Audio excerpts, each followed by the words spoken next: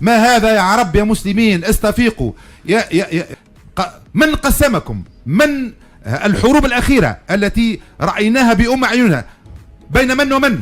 بين العرب، بين الدول العربية، ويسعون إلى تشتيتنا وتقسيمنا. وكونداليزا رايس تكلمت على الملأ على معناها يعني تقسيم العرب وتقسيم البلدان العربية وشرق أوسط جديد.